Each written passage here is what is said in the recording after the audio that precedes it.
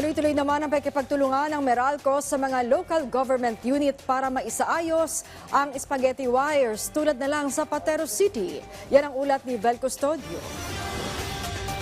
Nagsagawa ng anti-dangling and illegal wire attachment operations ang Meralco sa FC Tuazon, Patero City para sa kaligtasan ng publiko at bilang paghahanda na rin sa darating na eleksyon. We make sure that our facilities are ready for any eventuality. Prepared kami pagpasok ng election preparation, which is actually ongoing during the actual elections and even post-elections kung saan nagbibilangan na. We are aware of what we need to do in terms of ensuring power supply, especially in polling precincts and in canvassing centers. Nauna nang sinabi ni Department of Energy Secretary Rafael Lutilla na hindi makakaranas ang bansa ng malalang power outage sa summer kung saan tatama ang election month sa Mayo. Tuloy-tuloy naman ang pakikipagtulungan ng Meralco sa mga local government units para maisaayos sa mga spaghetti wire.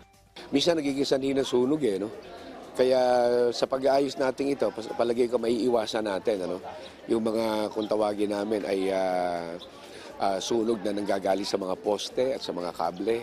At palagay ko magiging napakababa rin, baka maging zero fire na tayo dito sa ating bayan.